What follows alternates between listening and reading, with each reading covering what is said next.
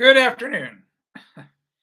I'm Tim Carter, and let's see who's here. No one just yet. That's okay. I'll take a drink while we wait for people to show up. Let's see who's trying to text me. Let's see what's going on. Could be good news.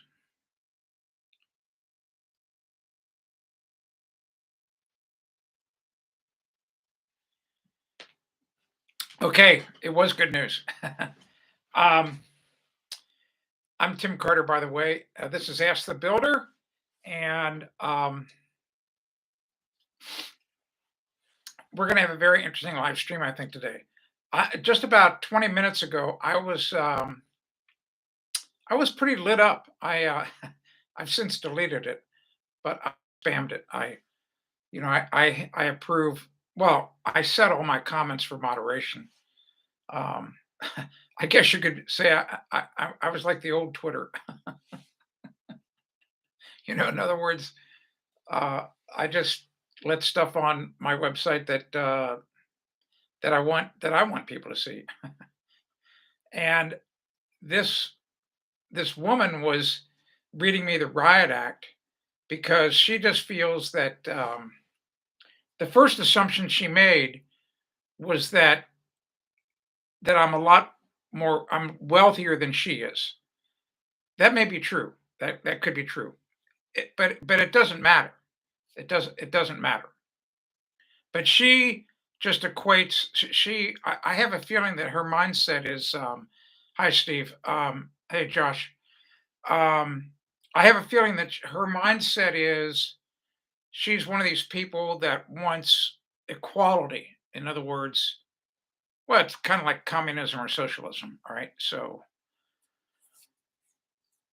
she just assumes that I make all this money. Well, she doesn't realize I wrote her back and told her, you know what, you're making a huge assumption and you're wrong. And I then proceeded to tell her about the Panda update, what happened to Ask the Builder back in February of 2011. I'm sure she has no clue. But you probably don't either. Just type this into Google one day. Type in like Panda Bear, Panda update, Ask the Builder, or Panda update Tim Carter. Go read about it. And we almost went bankrupt, and we've never recovered, not even close. I mean, not even remotely close to the revenue stream. And what's happened, and same thing. I don't share this. It's really nobody's business. Um, so in the last year, Google's at it again, cut our revenue by 50%. So because the algorithm changes.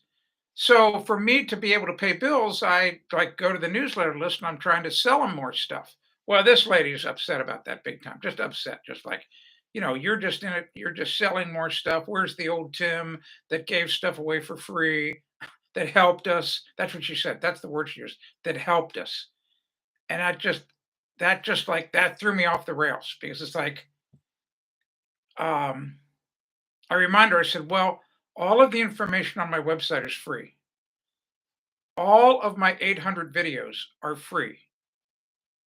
And if you add up all of the things in my lifetime I've created, 99.998% of everything I've created and Ask the Builder is free. I charge money for a very tiny percentage of the content that I've created. I said, you want now? I said, all right, what you're saying is, do you want me to give that away for free too? What I would love to say to people like this who if I could see them in person is, do you go to work each week for free? If not, why? Why don't you just go to work and don't take a paycheck? I mean, because that's what you're asking me to do. All right, enough whining and complaining.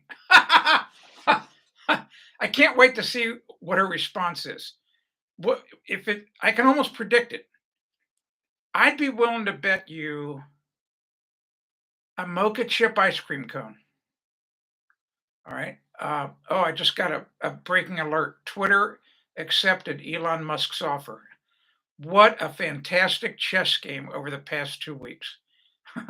I mean, things are going to change. The next All I can tell you is if you hear a sound outside your door right now, it's the wailing and gnashing of teeth of people who like to censor, who don't want people to hear the truth. That's the sound you're hearing outside your house right now. Oh my gosh. Anyway, George Comey lives double. Exactly. That's how I feel about this woman. Like, I just I don't I mean, what's happened is the internet, even like this. So like this live stream, it fosters that mentality to a degree because you're getting to watch me for free. Okay, that's my choice. I could set this up that you'd have to pay. I doubt people would want to hear me blather on and pay a dollar or two. I doubt it. Anyway, hey Jack, how you doing? But the point is that there is so much information on the internet that's free that it just fosters that mentality, you know. But what I here's what I told her, you know, the last thing I said to her, the last paragraph was this. I said, "There's going to come a day, and it may come much sooner. And I'm not warning you right now, but you need to understand something that the day may come. No more live streams, no more newsletters, no more columns, no more nothing.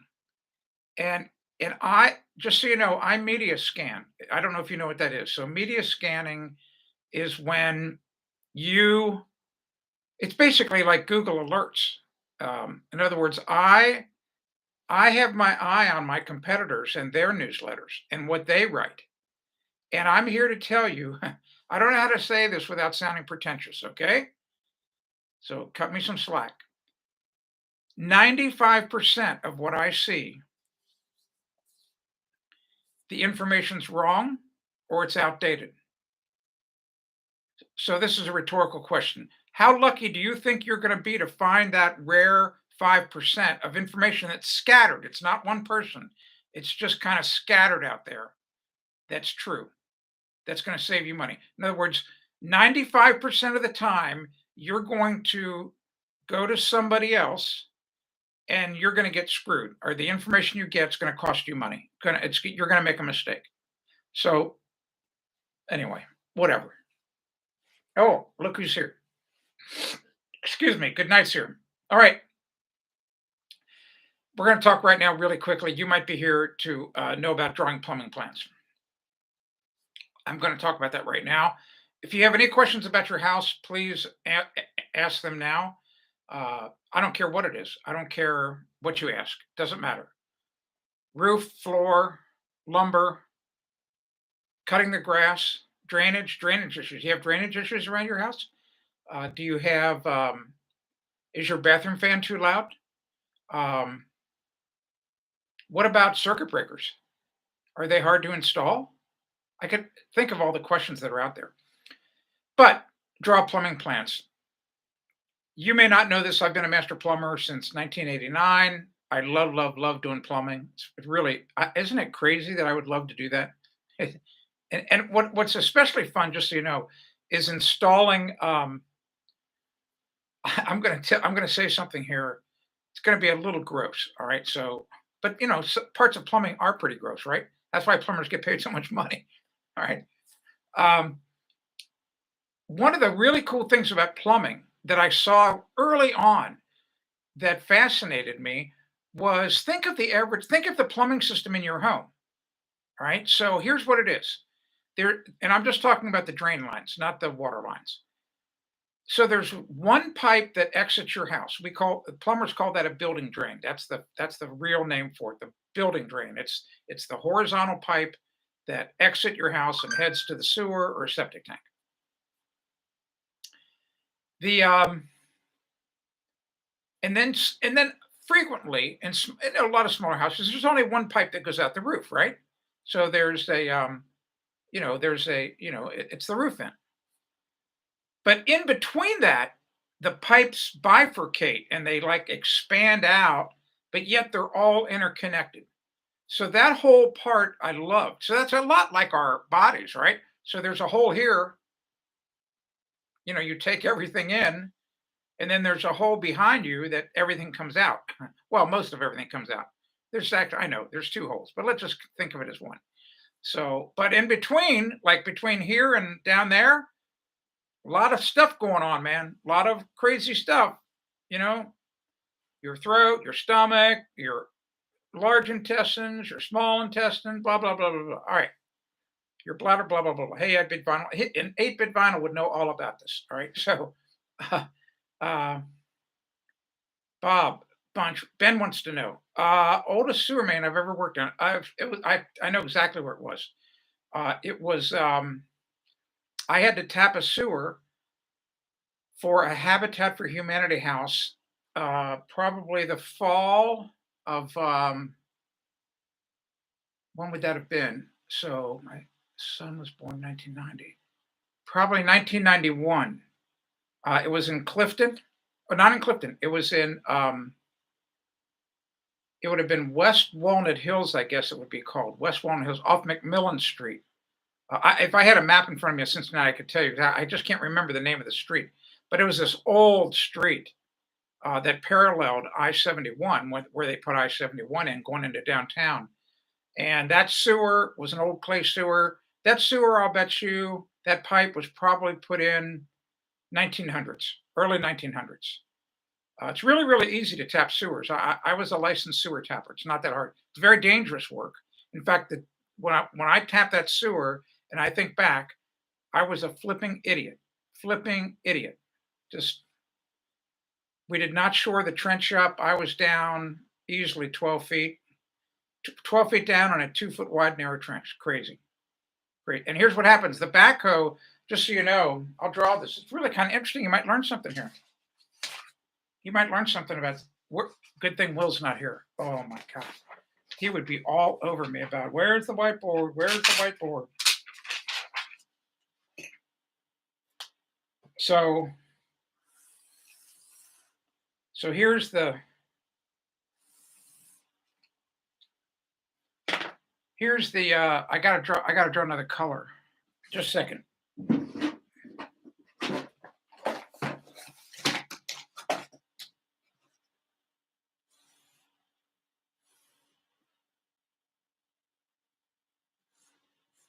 Just a second. All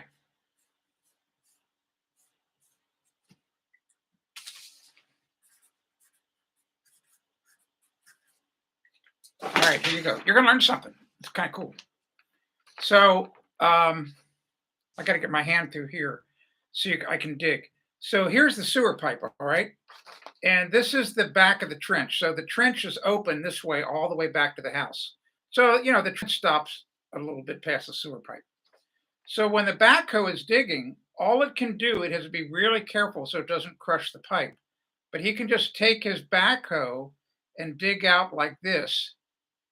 And then he can sometimes go like this, but when he curls it, it leaves this area. So all this red area is they can't get to.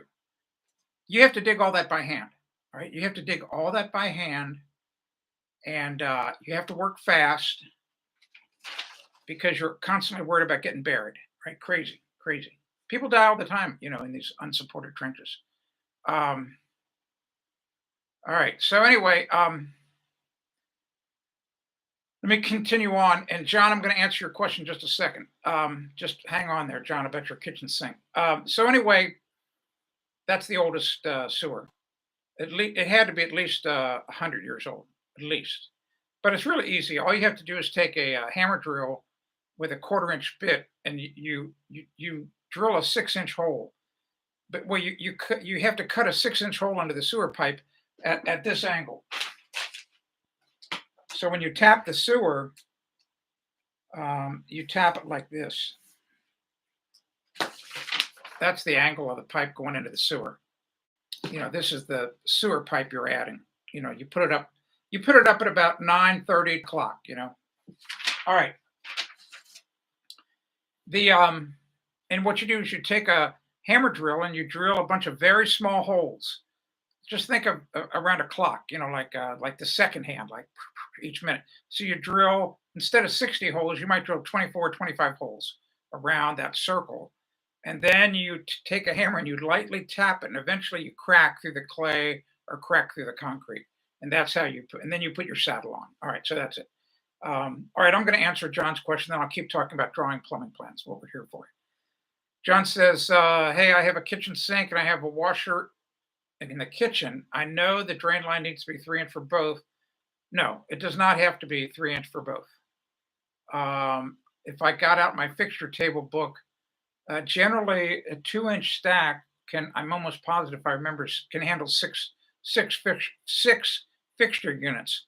Your kitchen sink's probably only two, and the washing machine is maybe at the most three. So you just make it. All right. So a 2 inch stack will handle it. So there you go. Whiteboard, blah blah blah. Whiteboard, whiteboard. uh, and okay. So anyway, all right. Draw plumbing plans. When you go to get a permit to put new plumbing in or to do a remodeling job, generally speaking, the plumbing department requires you to provide them with an isometric drawing. It's a three-dimensional drawing showing how the lines are going to go in the house, and you have to show the sizes of the drain lines. You have to show all of the vent lines, and you have to show all the sizes of those vent lines. And the reason they do it is the drawing doesn't have to be perfect in that it shows every exact fitting, because you generally won't know how you're going to put the plumbing in until you arrive at the job site. But the purpose of the drawing is to demonstrate to the plumbing department and to the plan examiner that you're going to put the right size pipes in, to the fixtures, just like John asked. Because could you imagine if I mean, I've seen it happen before. I've seen it happen where a homeowner, I don't know, they just think that a 2 inch pipe was going to work fine to plumb a whole bathroom. No, not going to work. Not going to work. All right. So, and then it gets very complicated, really quickly if you have a house that has multiple bathrooms. I mean, if you have a house that has two or three or four or five bathrooms, which many of the plans I'm drawing have, um, you have to know the right pipe size and where one pipe starts and where one begins. So it's very complex, and you got to know about dry venting. You got to know about wet venting. Blah blah blah blah blah. All right. So the question is can you draw these yourself? The answer is maybe you can. Uh, but the odds of you drawing it correctly the first time are probably 1 in 100,000 would be my guess. Um, that'd be my guess. So it's not it's that you have to have a really good grasp of the plumbing code, and you have to understand fixture units. You have to understand how many fixture units a horizontal pipe can take and how many a vertical can take, and you have to understand venting distances, like how far away can the vent be from the fixture. It's crazy. There's a lot of stuff you need to know.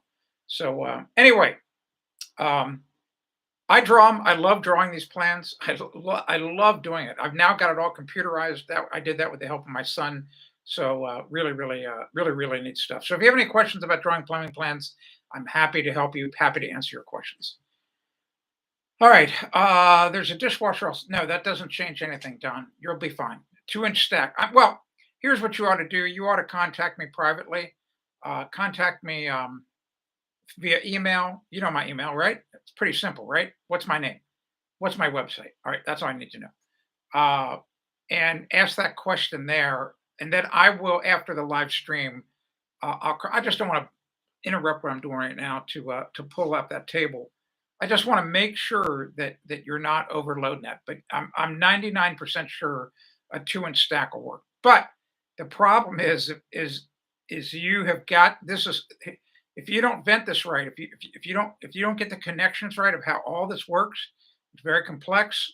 You're going to have big problems, huge problems, huge problems. All right, all right. Hi, Bob. Hi, Hori. All right, here we go. How far can a toilet be from the main stack? It can be as far away as you want. It could be 100 feet. Just has to be vented right. You just have to vent the toilet within 36 inches of the center line of the 90 of the sweep 9. Excuse me, of the sweep 90 under the toilet. Um,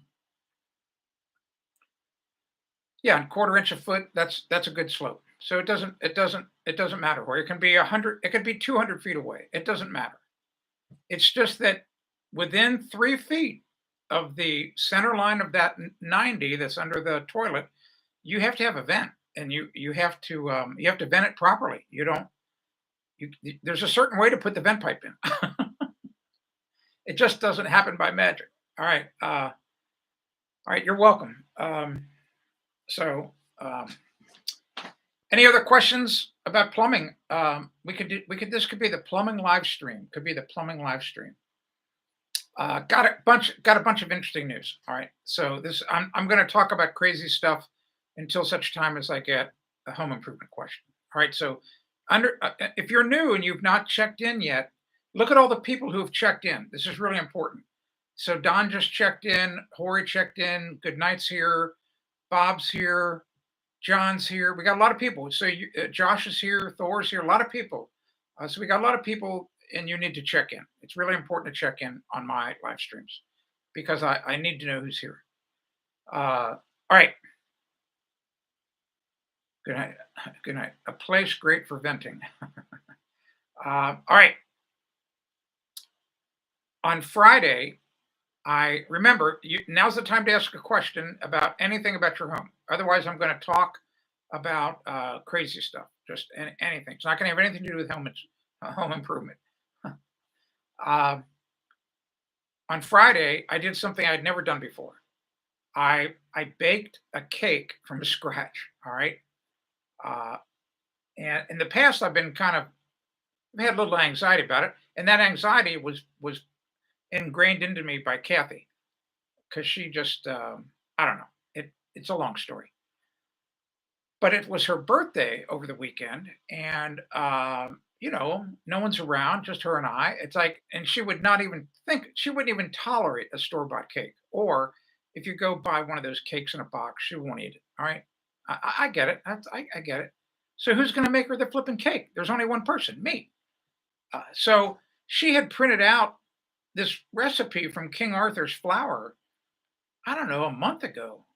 And I thought she had printed it out because she wanted to make it, but that it was for her. Well, or for us. But it was a root beer chocolate cake with root beer chocolate ganache icing. I had no idea what ganache was. All right. So, anyway, so I didn't say anything. I just saw this thing laying around. So I thought, okay, that's what I'll do. I'll make that cake. And it came out great. It came out great. It was a learning experience. There's a spice in it that I had never heard of before called star. I don't know if I'm going to pronounce it right. Anise, anise, anise, maybe a nice. It seems like it should be a long I because it's Anise. And I'm here to tell. I mean, that spice.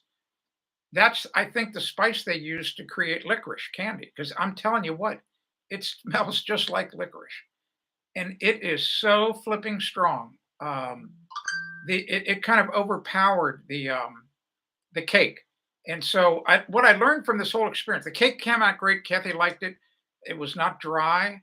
The star anise really overpowered and made it so that you didn't, at least for me, I didn't taste any root beer in it. You actually used root beer to make it, and there was some cinnamon, some nutmeg in it, and ginger, freshly ground ginger, which Kathy thought was very unusual. And but boy, what I learned is that you'll tweak recipes. So I was stunned how much sugar was in this cake. I mean, if you're a diabetic, you do not want to eat this flipping cake. Well, you can eat the cake. You better just eat one bite. My God, there was so much sugar in this cake. Oh my gosh. There were two cups of regular sugar. Well, I'm sorry, a cup and a half of granulated white sugar, a half cup of brown sugar, and in the ganache icing, 2 cups of powdered sugar. Oh my God. I mean, your pancreas must just go nuts. All right. So anyway, next time we're going to make it for my birthday. We're going to because we want to try to perfect this recipe so you really taste the root beer. So I'm going to cut back half on the star anise, however you pronounce it, anise. I don't, it should be a long I because it ends with an E. I. So that would be a nice. There's no way. There's no way it's pronounced that way. And I'm going to cut back on the sugar. Like I'm probably going to put a cup of sugar in, maybe 3/4 of a cup of regular sugar, because that would cut that in half and boost the amount of brown sugar because that would give it more of a neat flavor. I think that's what Kathy says. So definitely cut back on that star and ice. Oh my God. All right. Good night says, is it possible to build an exoskeleton around your home, sort of like a garage for your house? Yes, yes, it is possible to do that. Yes, just like they encapsulated Chernobyl. So the answer is yes. Yes, Steve, you're right. It's the flavor of licorice. Exactly. I mean, boy, when I started to grind it up, like, whoa, licorice. And Kathy loves licorice. Oh my gosh. Oh, she loves it. So the answer is yes, you can do it. Um, one of the easy way to do it, a good night. I mean, in all honesty, have you ever seen these big projects, institutionally? For example, remember years ago when they remodeled they were working on the Statue of Liberty, and they take all that pipe scaffolding and they erect pipe scaffolding around things like crazy pipe scaffolding. So you could do some really interesting things with pipe scaffolding. You could create a very safe and secure towers of pipe scaffolding, and then you could take some long beams across from one tower to another tower, to make a roof, to build like have a temporary beams that you could then build a temporary roof. I don't know why you would want to do this. I don't know why you would want to put an exoskeleton around a house. I guess I don't know why you want to do it. There was an article many years ago. In fact, I have the photograph on my website. Um, and I actually talked to the builder about 4 months ago on the phone. There was a builder, they build very expensive homes on Long Island in the Hamptons. And to make this may sound crazy, but this was at least 30 years ago, 35 years ago in that magazine, Fine Home Building. This builder got a contract from a very wealthy banker in New York City, and he wanted a house built, and he had to have the house built and completed by a certain date.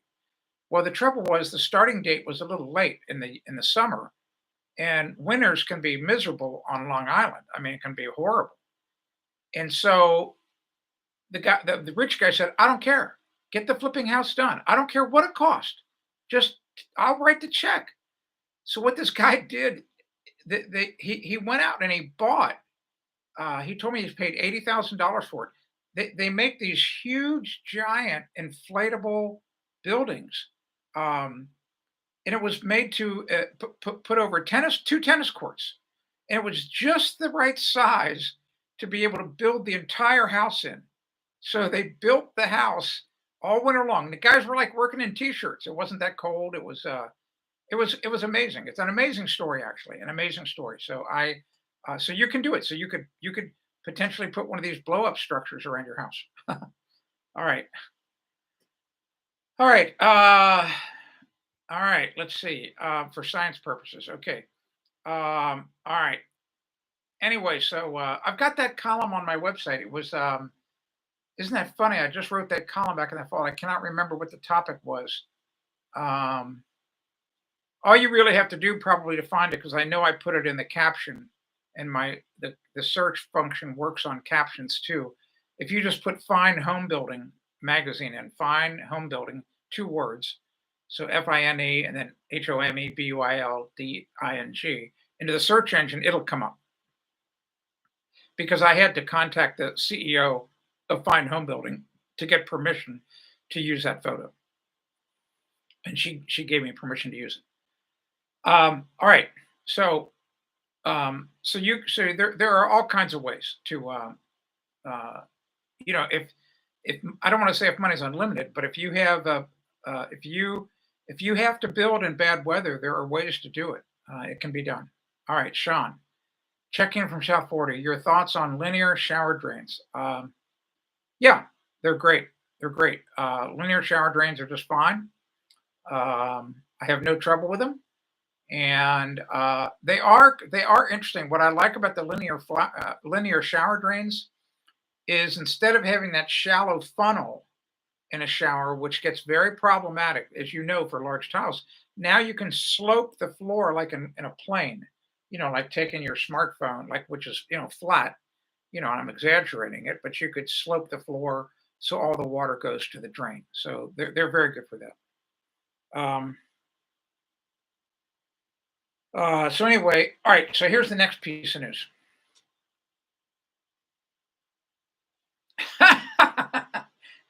Steve, Steve's got a good sense of humor. He wants me to give you all the plans for that for free.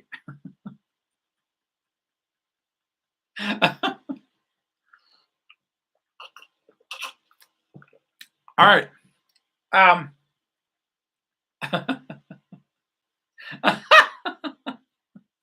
I already know he's not going to get a rise out of me. Uh, all right, so here's some news. It's a shame that Will's not here. He's out golfing probably. Um, uh, so my daughter today got the big job. I cannot tell you who it is. I'm sorry, cannot tell you. Um, but she's now the flight attendant, the only one for this very wealthy person. She just completed a 3-day flight over the weekend that was like the final test flight, and the client loved her, and I knew that it would happen. So it is from my perspective as her dad, and it's really kind of interesting. I've tried to talk to her about this, but I don't know if it's sinking in. It's a life changing moment. It's literally life changing, and um, I told her to try to keep a journal, but I don't think she has.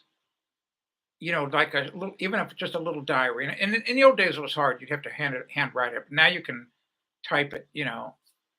And uh, it's almost for me as her dad. It's surreal. I'm just telling you. If I would just wish I could tell you more. I'm sorry, I'm teasing you, but to think about being around this person in close proximity, and over time I think that the relationship's going to get really strong, um, and I think it's going to lead to bigger things for my daughter, much bigger things, because she's so talented that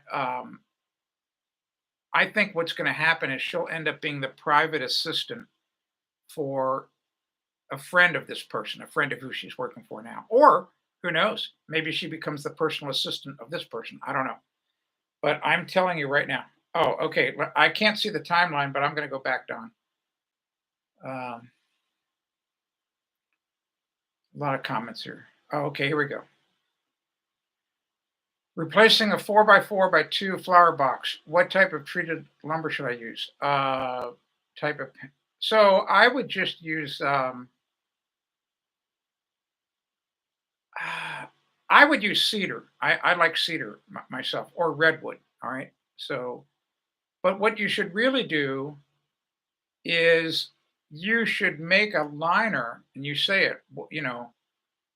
You say line inside with plastic. Well, you could you could buy a you could buy a like a piece of rubber roofing, and you could fabricate your own liner inside. But the problem is, just like regular flower pots, they've got a hole in the bottom that you need to drain. You can't just have a liner. You can't have a swimming pool. The plants will die because they'll just the roots will die. They'll rot. So the soil's got to drain. And the big problem you always have is that if you paint the outside of the flower box a wood one, um, then the paint's always going to peel. It doesn't matter what you do; it'll always peel. We used to we have on the front of our house. I got some about 8, 10 years ago from a company called Hooks and Lattice. All right, so it's like hook and ladder truck, but it's not ladder, it's lattice, Lattice. These are PVC foam, plastic flower boxes that they have got some nice PVC molding on it. They just don't look like square boxes, so they're kind of attractive. So that's what I have in the front of my house. You can paint it if you want, and that paint won't come off because the water doesn't soak through the plastic and push it off. And they've got holes in the bottom of it for drainage. So we just fill this PVC flower box with dirt, with potting soil. So we never have to worry about rot. We never have to worry about painting. That's what I would do. But that's just me because everything else is too hard. Hi, Louise. How you doing? I just now see there was so much chatting going on. I blew by a bunch of stuff. Hey, hello, Silver. Boy, a lot of people here. Good. We got a lot of people here. That's really great. All right, so I don't know if that answers your question. That's what I would do. Uh, yeah, they are. The private jets are very expensive. I rode in one time. All right, very interesting experience. I rode in one from Seattle to Philadelphia, and the flight was like 45 minutes less time than a commercial airliner. And you know why? Because private jets fly about 10,000 feet higher than commercial aircraft do. That's why you can't see them in the sky. Have you ever wondered about that? Have you ever wondered, like, how come I don't see private jets in the sky? Well, because they're up so flipping high. All right. They're way up there, man. Way up there. They can fly faster. Ah, good news about the tomatoes, man. All my tomato plants, they've survived. I did my best to try to kill them, but they're going to make it. They're going to make it. I actually repotted one this afternoon. Um, all kinds of new growth coming out. I pushed them. I mean, I stunted their growth a little bit, but they're going to come. They're coming along. So I'm in good shape. Um, oh, you can charter one. Easy. That's easy. I'll bet you that flight. Let's see. I'm just going to assume it's you and another person, so you can get into a really small Cessna uh, from Connecticut to Dallas and back. I'll bet you right now that would cost you. I'm just taking a guess. That could be a $40,000 flight. That'd be my guess. 40,000 because I think back 11 years ago, the flight from Seattle to Philadelphia was 25 grand. I think. So it could be 40, 50 grand. So anyway, but the plane my daughter's working on, it's like the biggest Gulf Stream they make. It's oh my gosh, just it's crazy. All right. So any questions about anything else about your home? Don, did I answer your question? Are you happy? I don't know if you're happy with that question. I'm just telling you, long term, they're a little pricey. I'm just telling you, go with a plastic flower box. And even though they're white, if you paint them a light color, lighter color, not dark, the paint generally will stick, especially if you use a urethane base like porch paint. So clean the plastic really well. And if you paint it lighter color, because see, the problem is the plastics have such a high expansion contraction coefficient, and they'll just the paint they'll just blow off the bond between they just stretch too much. So tech support. Purchased a plastic shed, 15 by 8. And I have to build a wood foundation because the ground is okay. Blah blah blah blah blah blah blah blah. All right, simple. 15 by 8. Simple. You're just going to build. Let me ask this question. What do you think you're going to put in the shed? Just a bunch of lightweight things, or are you going to put some pretty heavy stuff? Oh, you're not using 2x4s. And you might be able to get by with 2x6. Tell me what you think you're going to put in the shed. Light stuff. Okay. Then you could get by with 2x6s because I would, here, I'll draw it for you.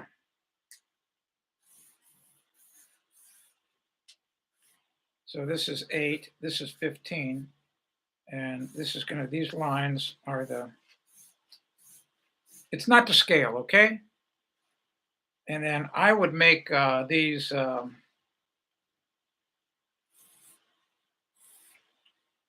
double 2x8s. Then you're going to have one here. I better do another color.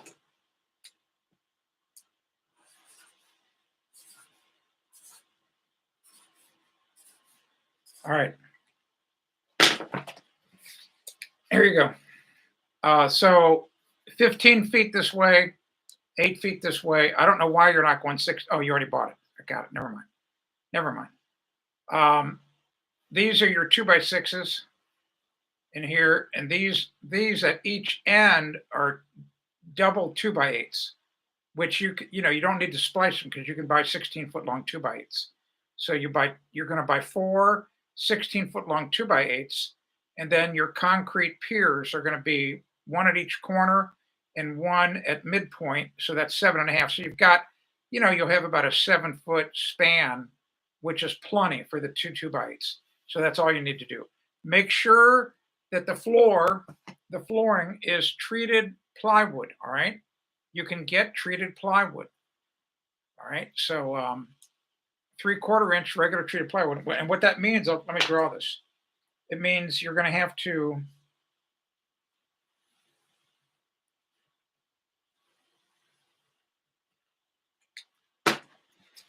after you get your floor joist in, you have to really carefully cut 14.5 inch or 14. I probably would cut them 14 and um, 3/8 pieces of 2x4, and you put them in flat.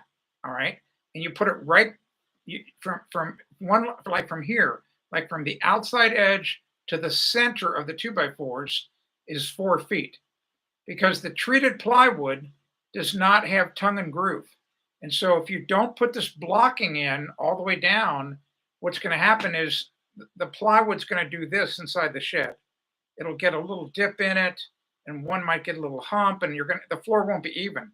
But by putting that blocking in where the two pieces of plywood meet, you're going to be able to screw those down so that the plywood's flush. You want to have everything's got to be treated lumber, and because the moisture, the water vapor from the soil coming up is going to rot out regular plywood or regular OSB. I see this all the time. I just went to look at a bunch of sheds last week. I went to get some photographs, and all these pre-built sheds, all of the floors in the sheds are built with regular OSB and regular plywood. And I just shake my head and thinking those poor homeowners, in like 5-6 years, that's all going to rot out. So what a shame. All right. So I hope that helped you, Tech. All right. Now, so here's a thing. We started this last week, and it really worked really well, actually. So if I help you during the live stream, if I help you, then Jennifer, like for last week, I helped Jennifer big time. She actually emailed me later. It was really cool. So I helped Jennifer, and Jennifer went and bought me 3 ice cream cones. Right. So if I've helped you, why don't you go buy me 3 ice cream cones right here? Just go buy me 3 mocha chip ice cream cones. Is that too much to ask? I will not eat them all at the same time. I don't want to become diabetic. I'm not diabetic. I'll space it out. I'll do 1 a week. So go. Oh, the plastic. Yeah. Well, okay. Good for you. All right. It comes with the plastic fork. But go buy me. If I help you, go buy me 3 ice cream cones. There's the link to do it. All right. Here's Hori back again. So you're lucky. The plastic floor, you can just put it right on the floor joist. Your pros and cons installing a horizontal furnace in the attic crawl space for a zipper. I would never put a furnace in the up in an attic. So there, simple. Not doing it. And there's the answer to your question. I assume you're saying it will be easier to run the ductwork for me if you put it up in the attic. All right. Here's how crazy it is. This is how when you think about it. So here you are. You're going to do it in northern Illinois. So I would assume you're going to have air conditioning. Why would this is a rhetorical question? Why would you want to put ductwork that has got air conditioning in it in an attic space where the temperature is 150 degrees? it doesn't even make sense. It doesn't even make sense. Oh, I know. I know what you're going to say. It's insulated. You know how many times I get emails in the summertime from people who have their ductwork up in the attic. We, it, the roof is leaking. My roof is leaking, and it's not raining outside. No, it's not raining. It's not your roof. The dumbass who put your ducts in didn't insulate them right, and some of that hot, humid air is leaking into the through the insulation. It's hitting the steel. It's hitting the pipe, and it's condensing. Drip. Do not do it. Do not put it in the attic. uh, all right. So anyway, all right. So no. I'm not going to buy the ice cream cones the same day because then you're right, they would melt. So I'm just going to eat one a week. So we'll see if tech support buys me. Jennifer did it. It was really interesting. Before the live stream was even finished, I hear an email come in and there's her order. So it's really cool. So in all seriousness, if I help you during the live stream, I think the least you could do is buy me an ice cream cone or two or three. I just think that's fair. I mean, where else are you going to get advice like that? So anyway, yeah, don't worry about that. Those are pretty expensive. Get this. This is kind of interesting.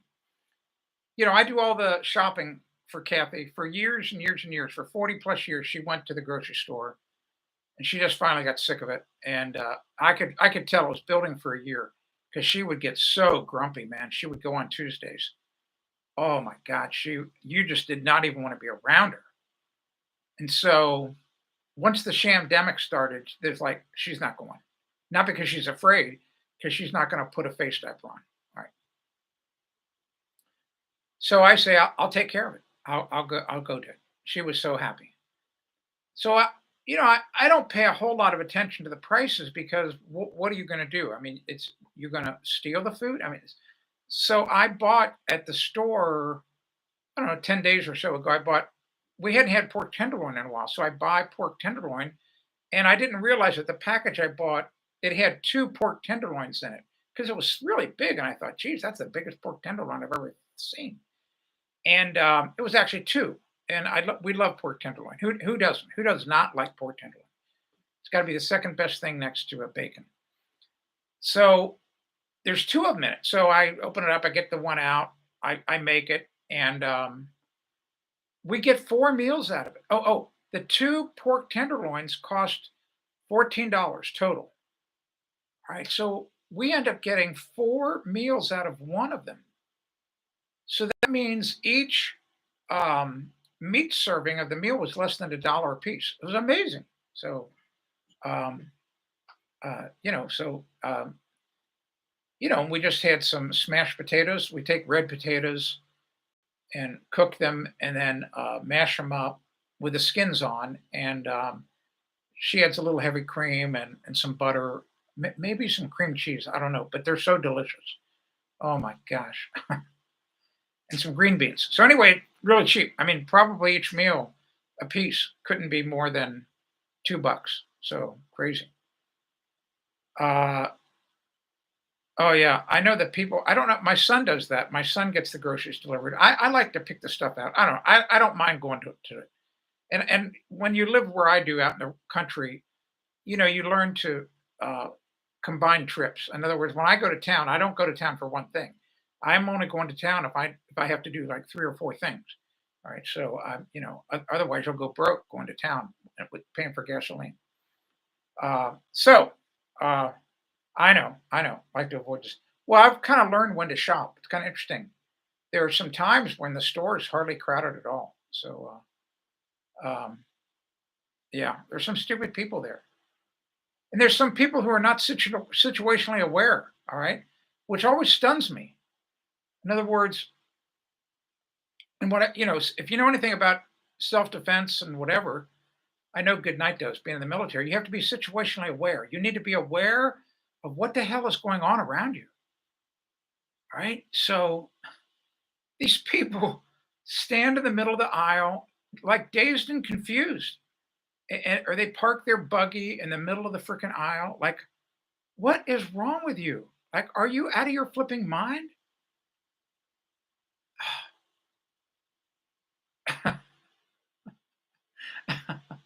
All right. All right. If you have any questions about your house and you don't want to talk about grocery shopping, this is the place to do it. I don't want to talk about grocery shopping. All right. When you don't ask questions about your house, then anything is game. Anything. We could start talking about anything. Uh, yeah, exactly. So I know. I get it.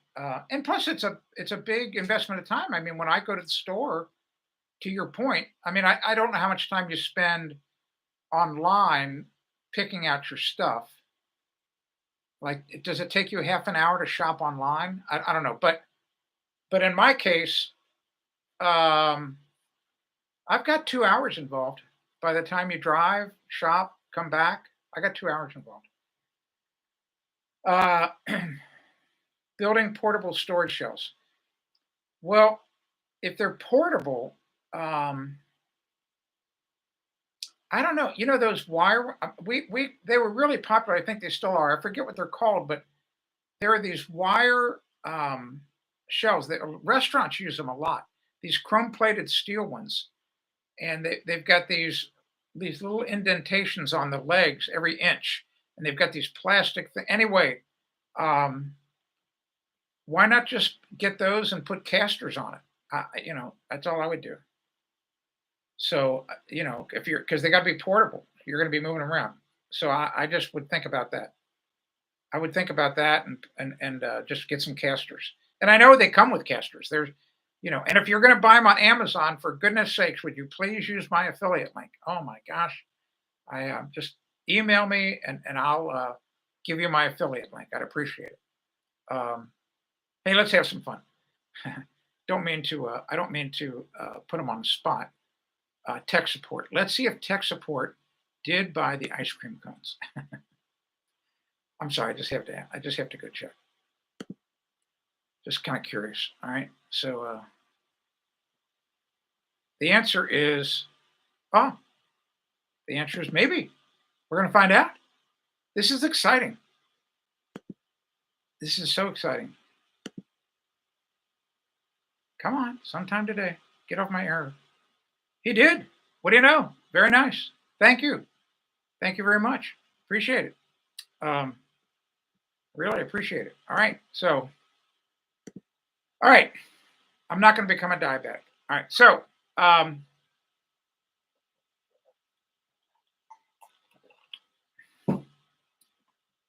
let's see if there's any other chats in you bought. I don't know. I don't think so. I only see one. I only see one there, but maybe you placed a second order and it hasn't come through yet. But I only see one. Ice cream cones are $3 a piece. That's what, and actually that's cheap. You cannot find one here in New Hampshire now with inflation. I was just out last week with my buddy up in Plymouth. There's a really neat ice cream shop there, and ice cream cones were 4 and a quarter. All right, so pretty good ice cream. But anyway, it's okay. I'm going to leave mine priced at $3. If you like what you hear, thumbs up.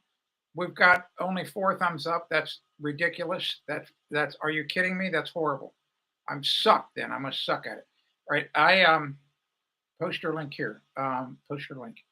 I don't know which link I'm supposed to post. Oh, I got it. I know which link. Hard to do this when this laptop's up in the air. All right, so here's the ice cream cone link. You can buy more than ice cream. I mean, for people, for example, I've got a thing on there. It's a list. You can pick whatever you want. I have one of the choices is that there are frequently, for example, last week, it was in my newsletter on Sunday. Uh, I had made a phone call with a past customer. We became friends, and he had me a question. He was thinking about suing his roofing contractor, and I talked him out of it. I talked him out of it because I've been an expert witness for 25 years. And the only people that win in lawsuits, if you're ever thinking about suing somebody, only the attorneys win. They're the only ones who win. All right. Uh, the So he sent me an email after the call and said, thanks so much for talking me off the ledge. That's what he called it. And what happened is in his mind, he was so angry at this roofer. He was making really bad judgments because he was thinking about causing pain on the roofer. He was not really thinking about what it costs to fix the problem. And so I saved him a minimum of $25,000 minimum. So I actually have one of the options on that tip page, just 1%. Just just give me 1% of what I saved you. That's all. I mean, that seems fair, right? Well, I didn't ask him to do that. But see, so that would have been, so if I saved you $5,000, then I mean, I would think that you wouldn't be too upset to give me 50 bucks. But what do I know? Uh, all right. So um, anyway, enough about that. Uh, if you have any, same thing. I was just sitting. If you have any questions about your home, uh, uh, now's the time to ask it. Ask any question you want about your home. I don't care what it is. Uh, that's why I'm here. I've said it a million times that I do the live streams to answer your questions. I don't do the live streams to talk about tips and ice cream cones and all that. Um, what else did I want to tell you? I wrote an interesting column today for national distribution. I haven't uploaded it. I'll do that in the morning.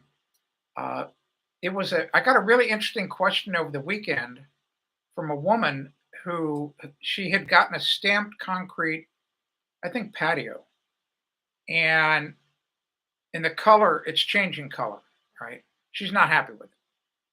And so I wrote this very interesting column. I think it was interesting about what's going on. Like, why is the concrete patio, the stamped concrete, changing color? What's going on? And how can you ruin one? How can you ruin one of these stamped concrete patios? I mean, you could ruin one in just an afternoon if you wanted. And so I explain all of that because it's if you don't if you really don't if you don't know how it's made and you don't think about it, you don't realize what's going on. And I'll give you a clue. All right, I'm going to answer your question in just a second. Thank you, David. Thank you very much. If you appreciate my program and you want me to keep doing the program, you can do this. You can go buy me one ice cream cone. How hard is that? Just go buy an ice cream cone. Just one.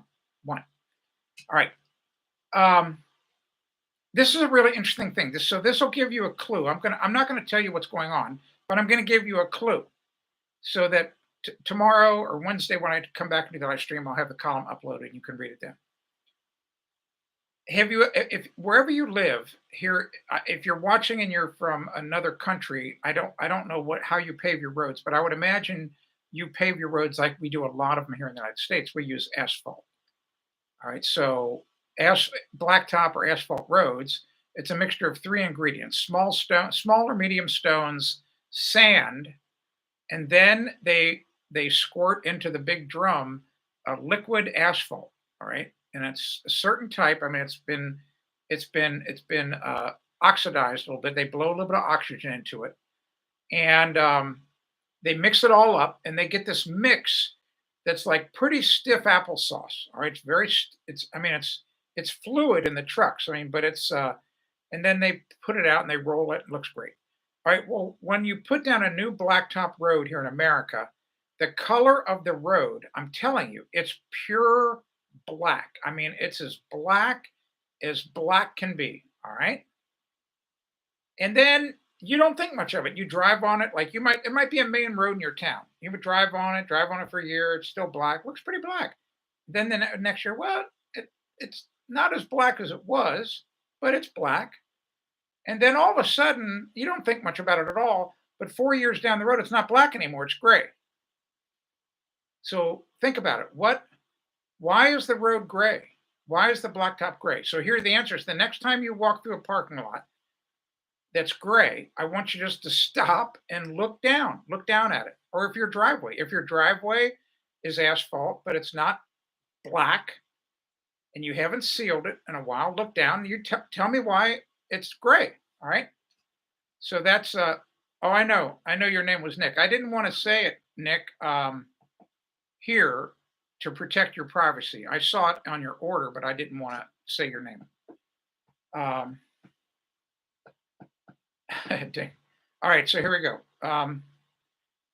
So I'm going to get back up here to the questions. I see yours, Tech. Yes, you can use 8-inch concrete piers. 8-inch concrete pier is fine. Um, just go read on my website everything there is about concrete piers, and read about frost depth. Like you've got to be worried about frost. All right, so I have all of this on my website. Go there and read all that stuff. Good night says, so I think my apartment is sinking in ergo the foundation. It's an apartment. You don't own you don't own the apartment building, right? You just rent it there, right? If you're just renting, you should send a letter to the landlord. Tell them there's a problem. You should be concerned. Two of my this is an extreme example. Well, I'll give you two extreme examples. Two of my friends, a husband and a wife, 4 years ago were killed in a propane explosion. Their house exploded.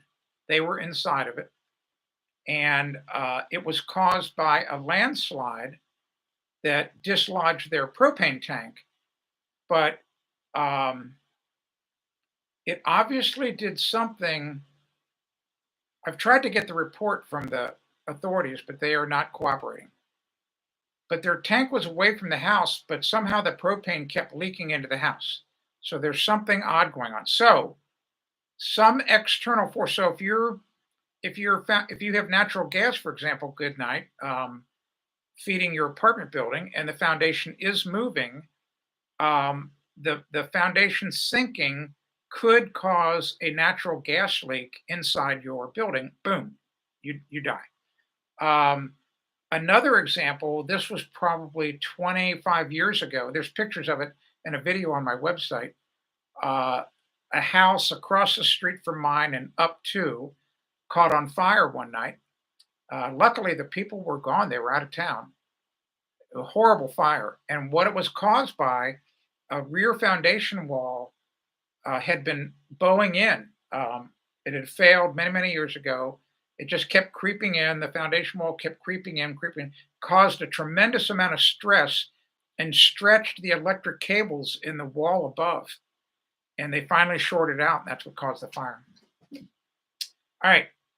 Um, where do you buy the? Ares wants to know where to buy the ice cream. Right here. Go here and buy me an ice cream cone.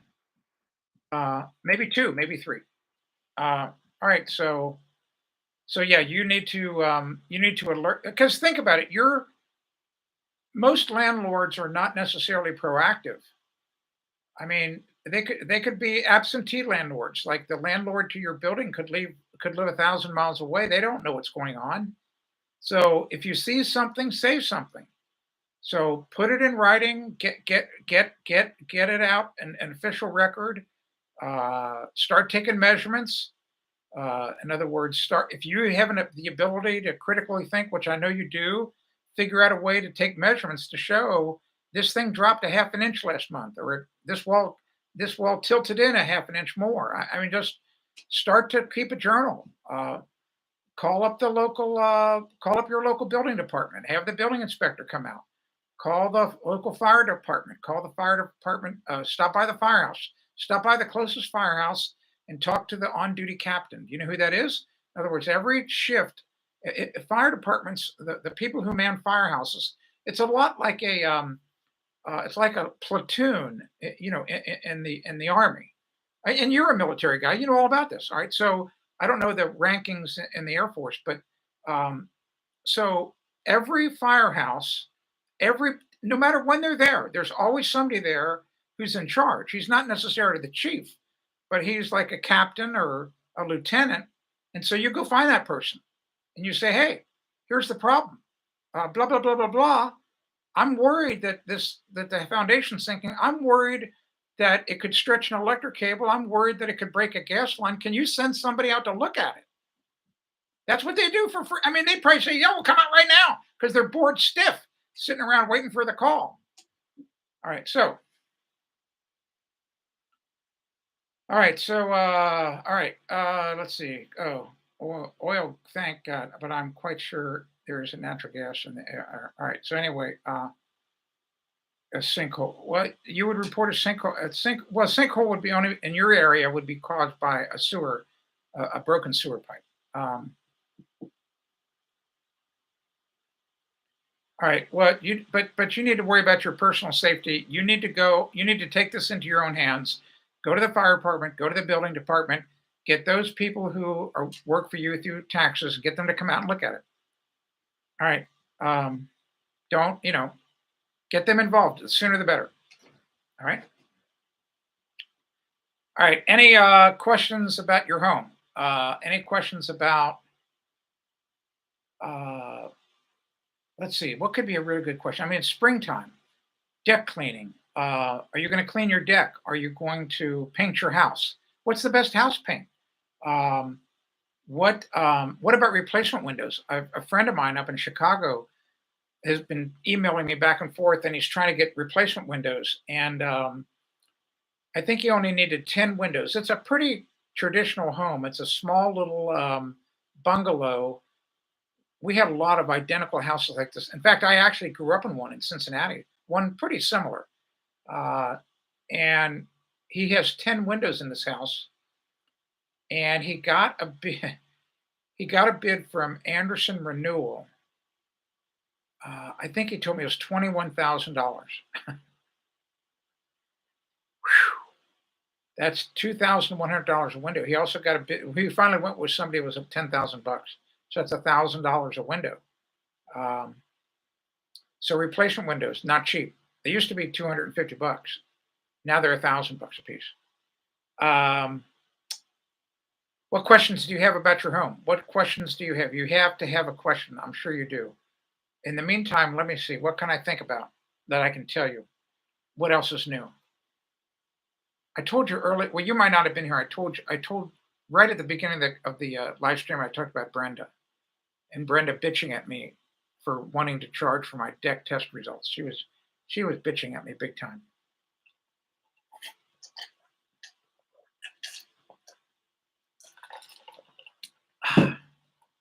Um, Steve. Yeah, they can be a racket big time.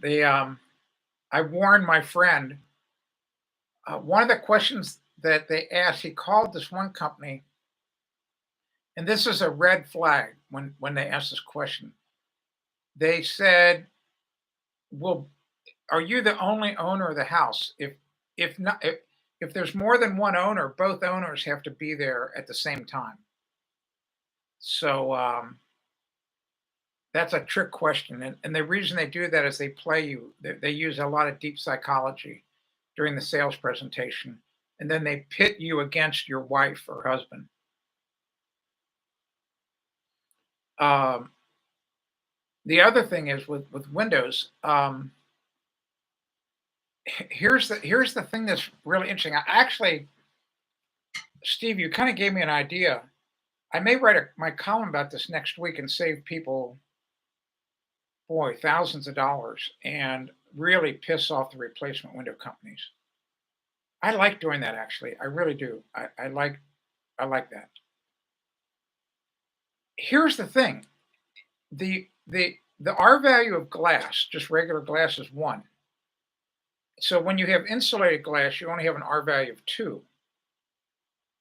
And the gas that they put in it, the argon or whatever, it doesn't really make much difference. They do, modern glass. I mean, it's been around for 30, 40 years. Low E glass, which has a very thin metallic coating that bounces heat back to its source. That's kind of a nice thing. So there's some really nice high tech, glasses. But guess what? You can achieve the exact same result putting a window film on. So 3M and other companies make window films that you can apply to your glass. They're completely clear, but they will block UV. They will block their low E films. I put them on. Well, I put on privacy ones on our windows. They're it's like wallpapering. Um, but here's the point: most of the most of the heat that is lost through windows is just because of bad weather stripping. So if you just know how to weather strip, if you're slightly skilled and you can replace the weather stripping in an old window or improve it in some way and cut down on air infiltration, bingo. Um, you'll do the same thing as buying a whole brand new window. Now, some people they buy the replacement windows because they're just sick and tired of painting. In other words, they're having to paint on the outside. They're just sick and tired of it. Blah blah blah. Well, guess what? They're probably using the wrong paint. Yeah, you know what? I'm going to write a column about this. Boy, I'm going to really piss off the replacement window people. Oh, let me write a note.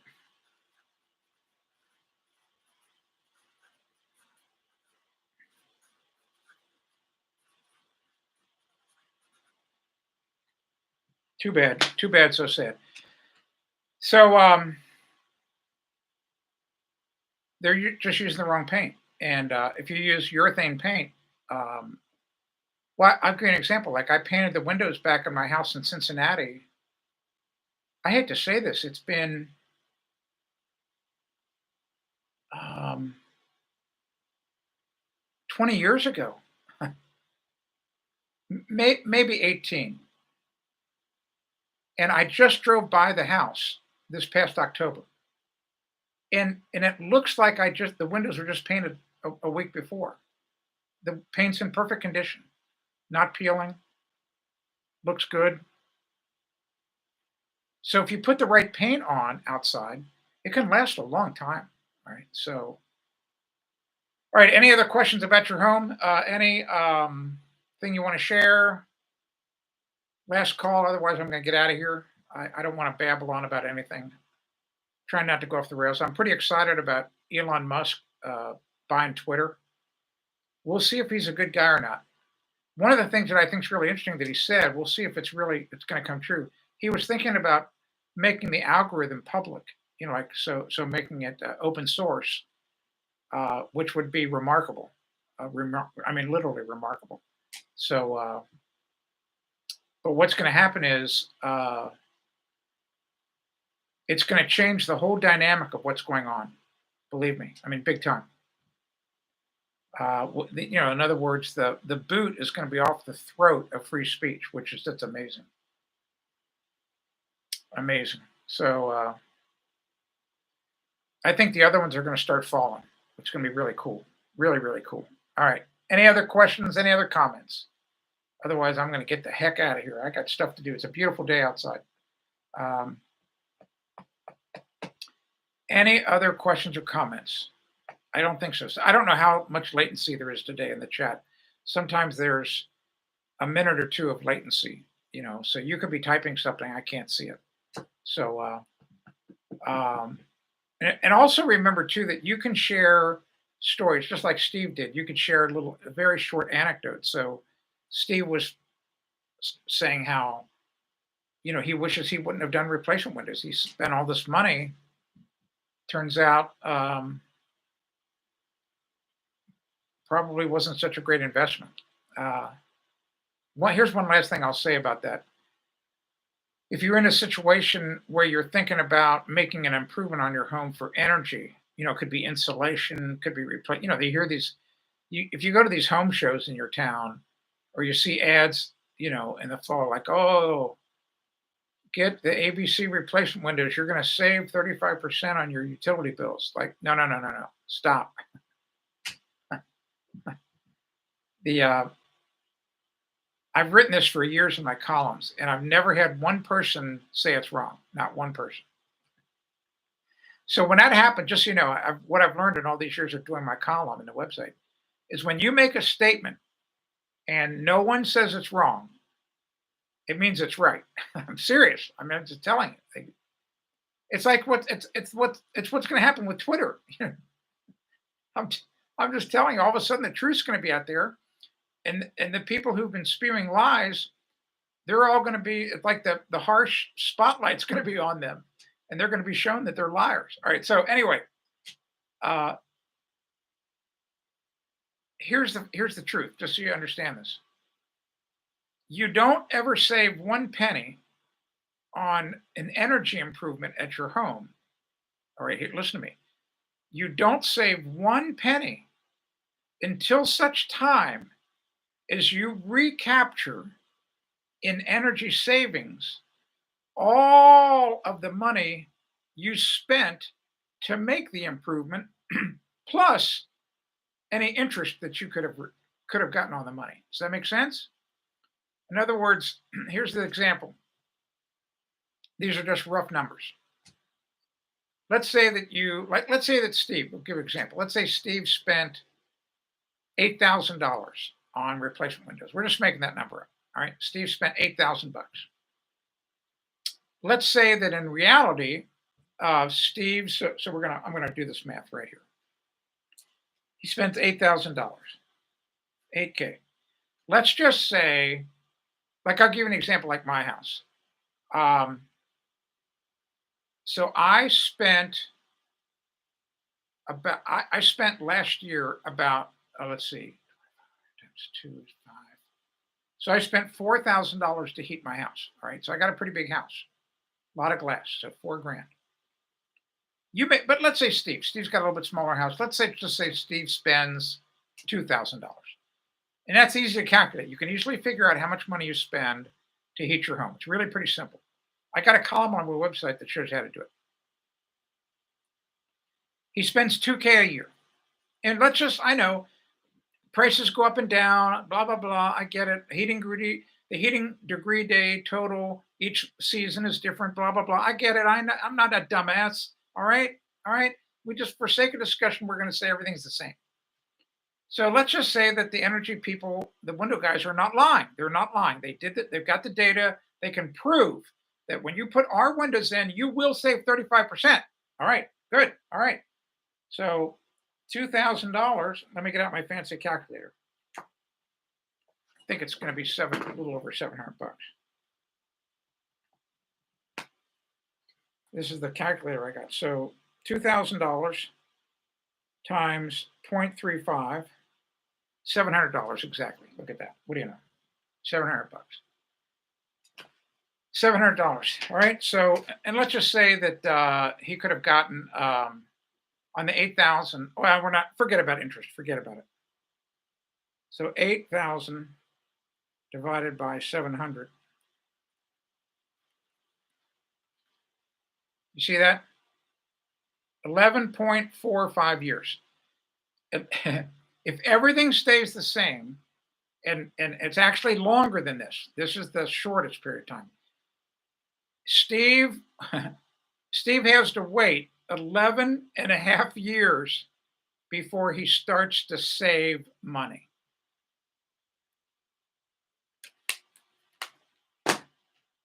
Stop trusting everything people tell you, okay? Stop it. Stop trusting these salespeople. Stop it.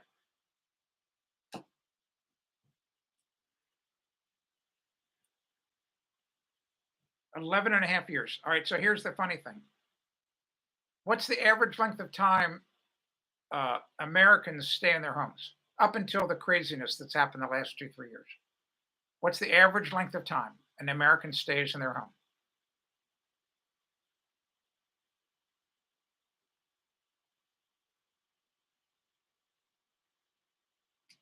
So there's a good chance Steve's going to move.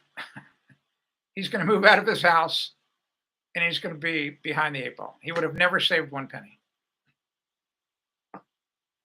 And if he would have taken the 8 grand and put it in the stock market, 4 years ago, he would have had probably 12 grand. All right. No more questions came in. I'm out of here. All right. Thanks for being here today. I'll be back on Wednesday. It's springtime. I'm doing stuff outside. I think I'm going to be back here Wednesday. I don't know. I might golf. I don't know. We'll see. If I'm not here, it's because I'm out golfing, like Will. So Will's obviously golfing today. So thanks for being here. Thanks for watching the stream.